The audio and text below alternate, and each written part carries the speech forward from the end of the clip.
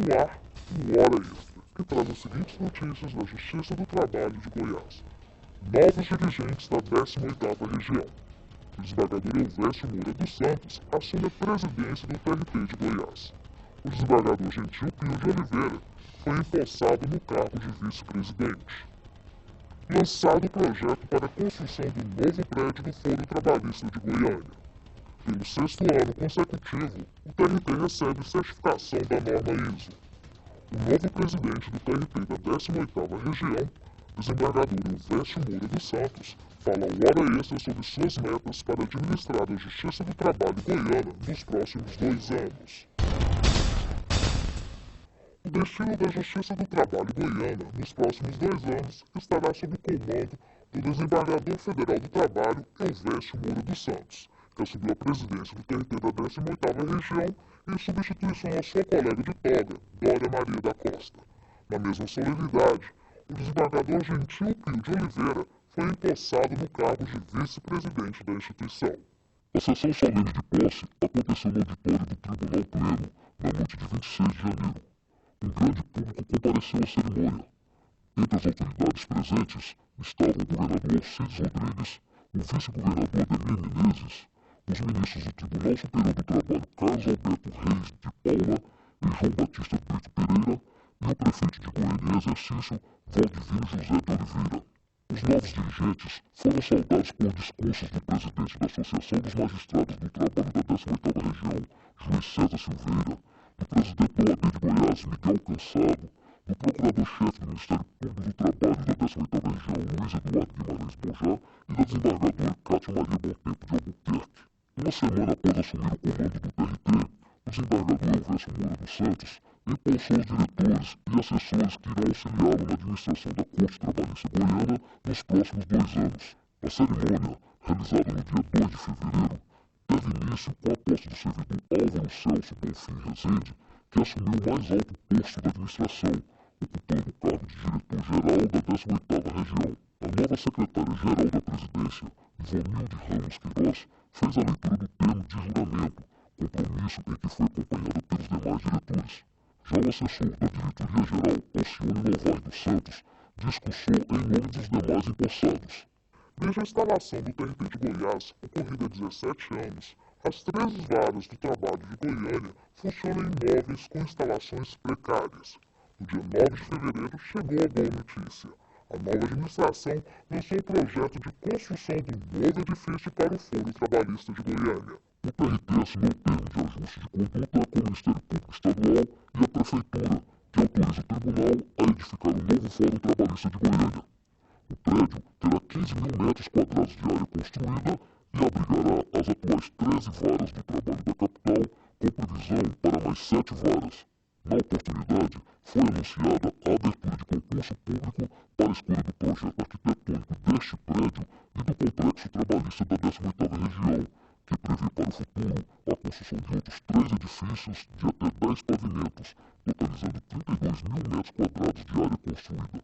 Os arquitetos Luiz Mendonça e Luciano Cacheta apresentaram dados técnicos do projeto. O TRT contratou o Instituto de Arquitetos do Brasil, Seção Goiás, que realizará o concurso público de âmbito nacional para escolher o mais moderno e funcional projeto do Fórum Trabalhista de Goiânia. A escolha do concurso para esse tipo de projeto é simplesmente porque você abre um leque maior de opções na hora de você obter novos projetos, novas cabeças pensantes. E, evidentemente, quando você abre esse concurso em nível nacional, você tem a participação de inúmeros arquitetos e, consequentemente, uma qualidade maior de projeto, o qual vai contemplar a própria cidade, a própria comunidade, que é o usuário desse edifício. Como será feita a divulgação do concurso? Essa divulgação será feita através da internet no site do IAB, www.iabgoias.com.br, no qual os interessados poderão obter todas as informações. O novo edifício será construído no local onde hoje funcionam de forma precária 6 das 13 varas do trabalho de Goiânia. O atual prédio é antigo e não oferece segurança e conforto. O local possui instalações improvisadas e deterioradas pelo tempo. O espaço físico ficou pequeno para acomodar os serviços de atendimento ao público. O desembargador Elvésio Moura dos Santos pretende construir um prédio novo ainda na sua gestão. Eu considero essa data um marco histórico na história do TRT de Goiás, aliás, na história da Justiça do Trabalho em Goiás. O tribunal tem uma sede bela que foi entregue à população, aos jurisdicionados, em dezembro do ano passado, em dezembro de 2006. Está muito bem instalado, as varas do trabalho do interior estão bem instaladas, mas as varas da capital estão a merecer uma implementação em termos de instalações físicas. E nós pensando não só na melhoria das condições físicas das instalações dessas varas, pensamos numa ideia mais ampla, do que se poderia chamar de uma concepção holística, uma concepção sistêmica. Neste quarteirão, em que está abrigada a sede do tribunal, as varas da primeira à 13ª e outros órgãos, nós pretendemos construir uma sede moderna para abrigar todas as varas da capital, com a possibilidade de expansão para até mais 7 varas, um total de 20, abrigando também órgãos de apoio da administração, de modo que todos os órgãos da Justiça do Trabalho em Goiás sejam abrigados neste quarteirão. Pelo 6º ano consecutivo, o TRT de Goiás foi certificado pela norma ISO. O diploma foi entregue à então presidente do TRT, Dona Maria da Costa, pelo superintendente do Instituto de Qualidade ICQ Brasil. O TRT obteve a primeira certificação da ISO em novembro de 2000 e desde então tem mantido o diploma de qualidade na Diretoria de Controle Interno e Auditoria e na Corregedoria Regional, além das áreas de apoio das 2 unidades. Ao repassar o diploma, o superintendente do ICQ Brasil, Paulo Galeno Paranhos, lembrou que no Brasil ainda existem poucos órgãos públicos certificados pela ISO. Pelo órgão para o ICQ Brasil, o Sistema Federação de Indústrias, o outro é que a sociedade vê o respeito com que o TRT trata as suas questões. Ao certificar na ISO 9000, o tribunal sinaliza de que tem as ferramentas mais modernas para prestar um serviço com qualidade aos seus jurisdicionados. Para a então presidente do TRT, Dora Maria da Costa, a manutenção do diploma é um reconhecimento ao trabalho desenvolvido por todos os membros da 18ª região. É a manutenção exatamente da nossa qualidade na prestação de serviço. Eu entendo que os frutos é exatamente como a sociedade pode nos avaliar e perceber que nós estamos trabalhando cada dia mais em função do jurisdicionado. Então, quem colhe o fruto não é propriamente o tribunal, e sim a sociedade. No próximo bloco, veja a entrevista com o novo presidente do TRT de Goiás, desembargador Elvésio Moura dos Santos, que fala sobre os desafios à frente da 18ª região.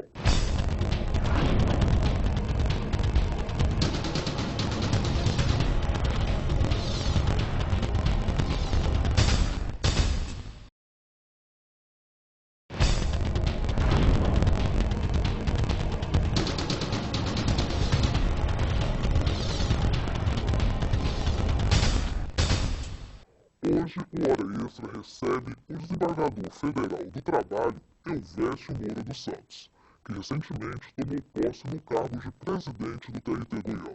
O desembargador Elvésio é o primeiro membro egresso do 5º Constitucional em vaga destinada ao Ministério Público do Trabalho a assumir o comando do regional.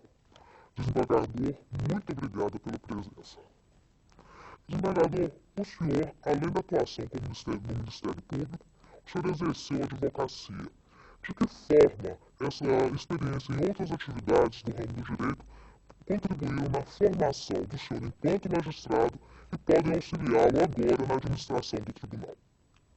Tanto o advogado quanto o membro do Ministério Público desempenham importantes papéis ligados ao judiciário.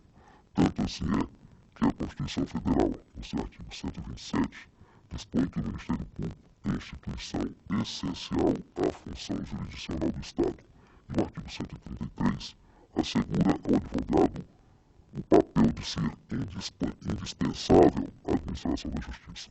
Então eu considero que a minha atuação de cerca de 7 anos como advogado e de 10 anos como procurador do trabalho me deu a oportunidade de conhecer, como se costuma dizer no linguajar linguajar jurídico, forense, o outro lado do balcão.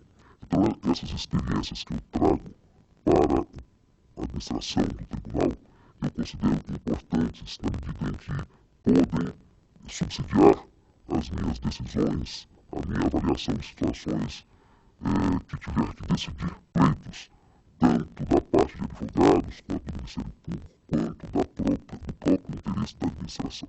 O senhor assumiu há pouco a presidência do tribunal. Que desafio o senhor espera enfrentar ao longo da sua administração? Eu assumi a presidência de um dos melhores tribunais do país. E por mais paradoxal que possa parecer, isso por si só já representa um desafio. E que desafio? O desafio de manter esse tribunal dentre os melhores, com os parcos recursos humanos e financeiros de que estamos limitados. Para que tenhamos uma ideia, o nosso tribunal, que figura entre os 3 tribunais mais céleres, mais rápidos do país, julga ações hoje no prazo médio de 28 dias, se o rito é sumaríssimo, se o rito é mais simplificado.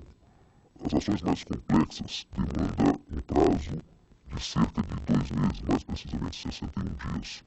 Se houver recurso para o tribunal julga esses recursos no prazo hoje, depois da criação das turmas, de 69 dias. Existem também outros desafios a serem enfrentados. Nós temos na área de recursos materiais, apesar de o tribunal estar muito bem equipado, sob o ponto de vista de equipamentos de informática, e a maioria das varas, eu diria quase todas as varas do interior estarem muito bem instaladas, nós não temos instalações dignas e compatíveis com a importância do papel desempenhado por essa justiça nas varas da capital. As varas da capital funcionam em instalações improvisadas e isso assim está acontecendo desde a instalação do tribunal. Então, é nosso desafio o lançamento do fórum, da construção do fórum trabalhista de Goiânia. Nós já estamos trabalhando nesse projeto, agora mesmo estamos abrindo um edital de licitação do projeto, pretendemos construir uma sede que seja compatível com o urbanismo de Goiânia, que seja leve, que seja funcional e bonita ao mesmo tempo. Temos também o desafio de valorizar os recursos humanos dentro daquela limitação que eu me referi logo no início. Nós temos que valorizar, fazer com que esses recursos que são limitados sejam o mais otimizados possível, sejam treinados, sejam motivados, enfim, trabalhem com o máximo de rentabilidade, de produtividade, com o máximo de satisfação. É tentar buscar essa equação. Mas, além de buscar essa valorização do quadro que hoje existe, vamos também buscar a melhoria do quantitativo de pessoal.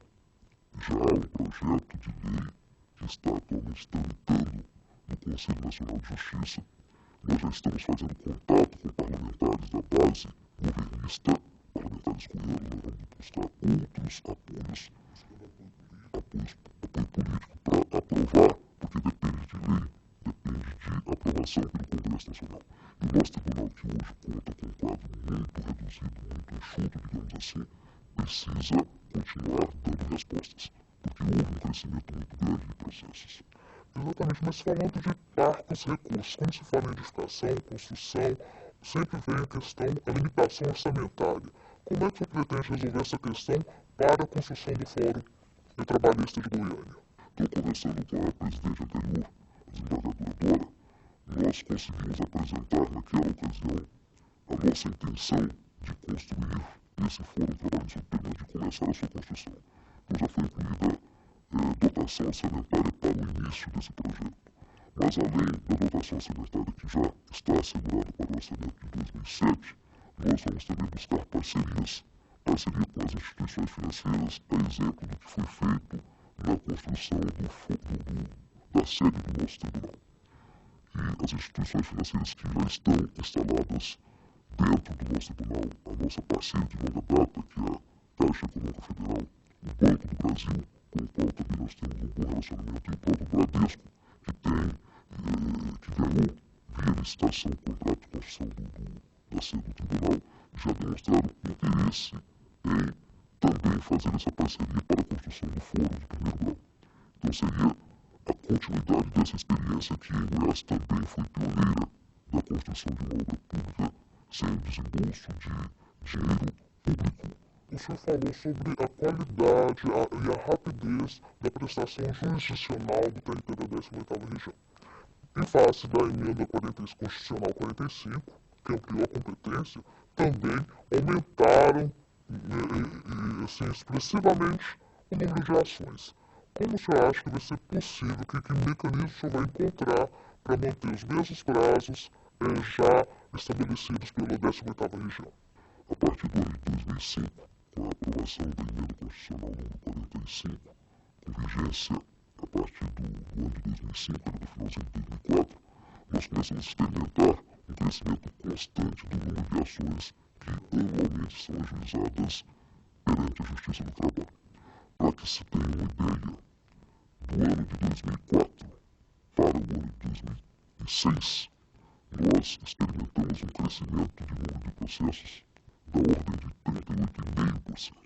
Naquele ano foram ajuizados, no primeiro grau, cerca de 38 mil processos, um pouco mais de 38 mil processos. No ano seguinte, esse número subiu para mais de 39 mil processos, um crescimento ainda relativamente pequeno, algo em torno de 10%.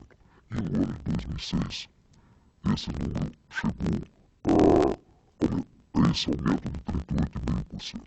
Chegou a 52, quase 53 mil processos, 52.703 processos. E o quantitativo de pessoal permaneceu o mesmo. Por isso é que eu disse que nós temos que buscar essas alternativas. Dentre elas, enquanto não se consegue a aprovação desse projeto de lei, é a valorização do quadro de pessoal, treinamento, motivação e também a utilização dos recursos tecnológicos. O outro desafio que temos é efetivamente tornar a nossa justiça, o nosso tribunal, um tribunal que possa usar do processo virtual, o chamado processo eletrônico. Eu peço licença no momento, porque justamente no próximo bloco nós vamos tratar sobre esse tema, informatização na Justiça do Trabalho. Nós vamos para um rápido intervalo e voltamos já. Hoje entrevistando o desembargador federal do Trabalho, Elvésio Moura dos Santos.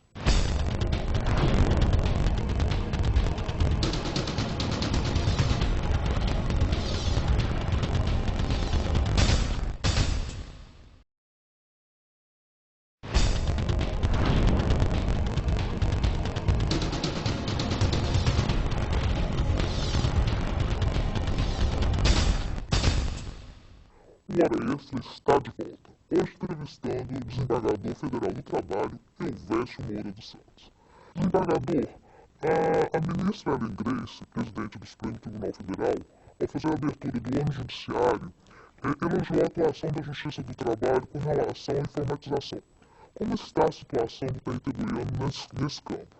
A 18ª região pratica, eu diria, todos os recursos eletrônicos já implementados pelo TST. Eu citaria aqui os principais. O Bacen-Jude, que é um sistema que permite consulta por meio magnético, por meio eletrônico ao Banco Central para efeito de bloqueio, de penhora de valores que eventualmente a parte devedora disponha em algum banco, em qualquer agência do território nacional e que esteja sendo recalcitrante. Existe também o sistema da sala de audiências. As salas de audiências, no primeiro grau, também já estão sendo informatizadas. Nós temos a vara piloto aqui de Goiânia, que é a 10ª vara, mas também a maioria das varas já estão sendo adaptadas para esse sistema, em que os advogados acompanham durante o andamento da audiência todo o desenrolar da sentença que vai sendo proferida, da ata que vai sendo redigida, e não é só o acompanhamento, mas o próprio sistema facilita a elaboração dessas peças. Ganha esse tempo porque não tem que ler tudo que está sendo praticado naquela audiência, dispensando a leitura ao final.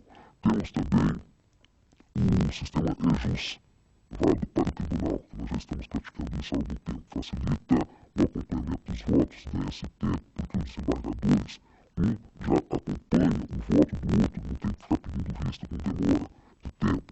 Nós, recentemente, a partir de fevereiro de 2007, inauguramos o Diário da Justiça Eletrônico.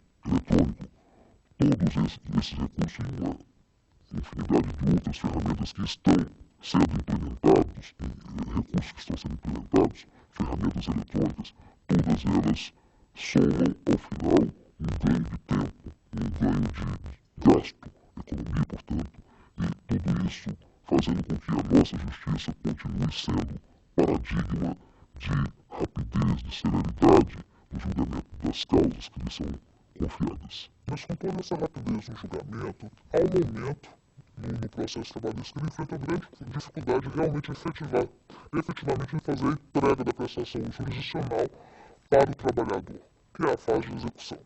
Sim. Não seria o caso também de, paralelamente a essa revolução da informática, também haver uma revolução na tramitação processual com reformas nesse âmbito também?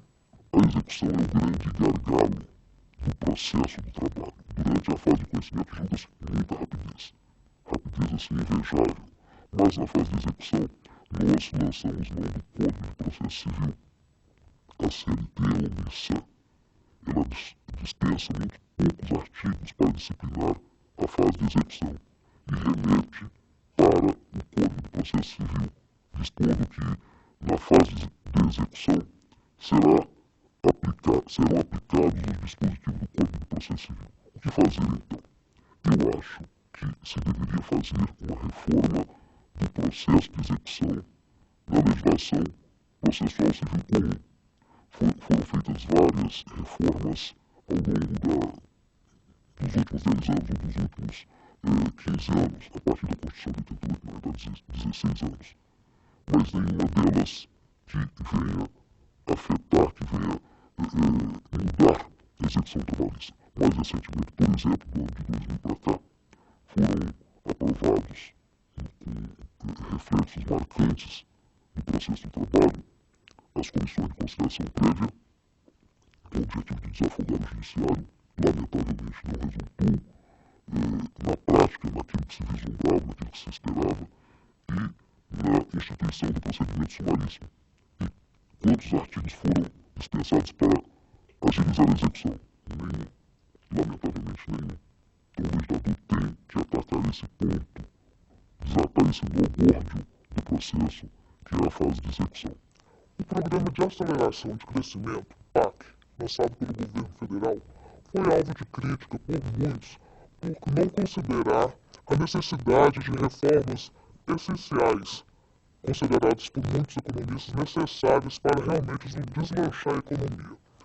Uma dessas reformas, que é solicitada por segmentos da sociedade, é a reforma trabalhista. Até que ponto é possível fazer a reforma da CLT e também até que ponto que essa reforma resultaria em crescimento econômico?